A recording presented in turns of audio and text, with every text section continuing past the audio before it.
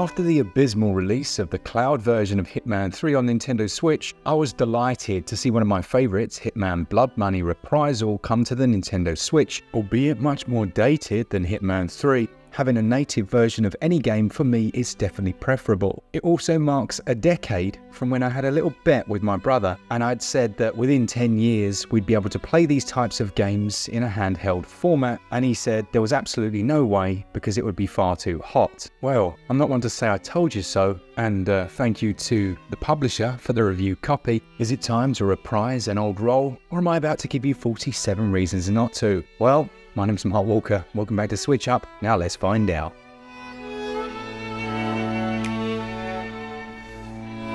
If you're completely unfamiliar with Agent 47, he's essentially a clone assassin. He travels around the globe, fulfilling different contracts, the reasons for which are often a little ambiguous, although Blood Money did at least try to set the player up with some reasoning as to why they're carrying out these killings. Alongside this, there's a rival agency who aren't best pleased about Agent 47's abilities and worry that they're going to fall into the wrong hands, and as such, well, they want to take him out. The gameplay has remained relatively the same across the entire series since that very first game saw you drag a fellow into a gutter and watch as the ragdoll physics pulled him down. Blood Money looks quite dated in a few aspects, particularly relating to the animations, but they have added some updates and quality of life features for the Nintendo Switch version. First of those, and you know what's coming, for those connoisseurs among you, you can add gyroscopic controls, which when you need to pick out a headshot or even just scope in the environment, they make it much easier. This is a good implementation and they work really well. If, however, you don't like that, you can actually just enable some assisted aiming to make your shots a little easier. The minimap's seen a makeover with a view of giving you more situational awareness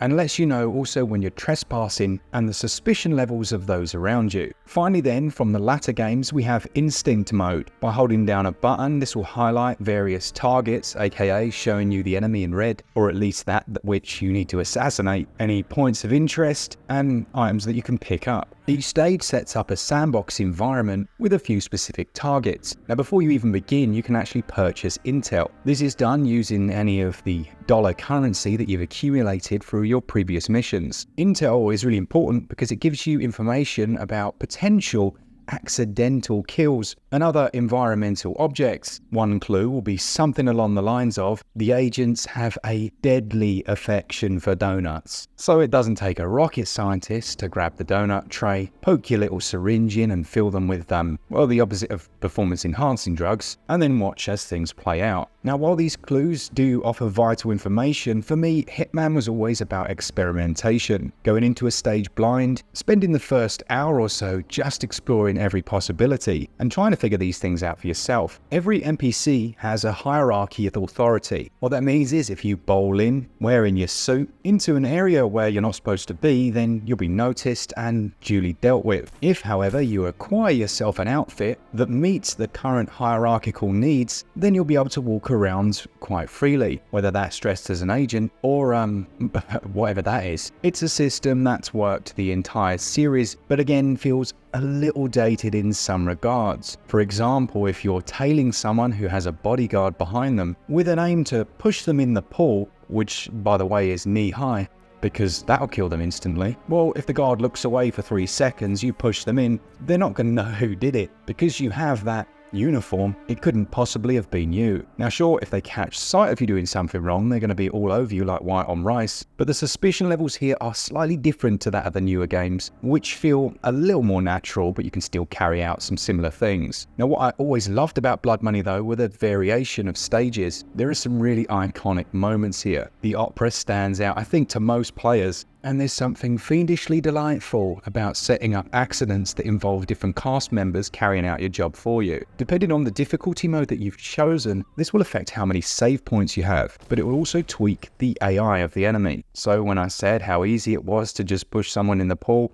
well, If you're playing on the hardest difficulty mode, they're much more aware. So there are options for those of you who want things to feel a little more realistic. The controls, they're okay, due in part to some of the animations feeling a little clunky. Movement can feel a little rigid at times. You can sprint around, there's no stamina bar, and any enemy that you've taken care of, well, you can take their clothes and then drag them across the floor ragdoll style to deposit their body in a location, hopefully that no one will find it. The problem is that ragdoll physics have never been without their jank. Sometimes bodies will get stuck and you'll be dragging nothingness. I had a few times where bodies floated into the air, or you'd find invisible collision barriers, making your disposal efforts a little futile. These are things that existed in the original game, but they are worth highlighting.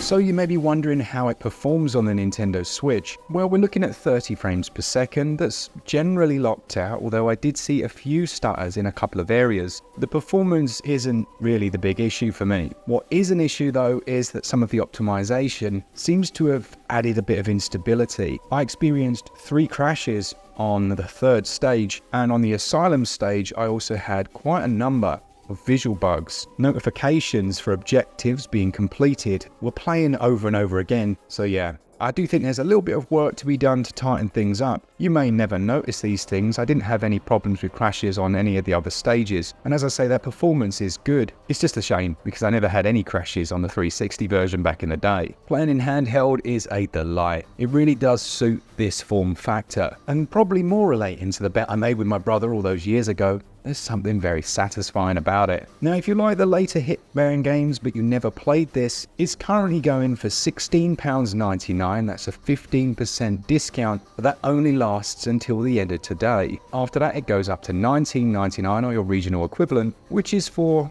a slightly improved version of a great game. It fits into 4.4 gigs. As you know, with the Hitman games, you could go in with an automatic weapon and complete the whole thing in a couple of hours, but you won't have really completed it. It's about seeing all the avenues you have for wanton carnage. It's about those delightful little moments where you're spotted going where you shouldn't, and you hide in a cupboard, only to pop out and introduce them to your little friend. Or you find a route that you didn't know existed previously. Sure, there are some jankier elements, but Hitman fans, you are still going to have a really good time. I just hope that Feral can work on those performance issues that I mentioned. The whole game fits into 4.4 gigs on your Switch. It doesn't take up a huge amount of space, and as of right now, I don't think there are any plans for a physical, which is a shame.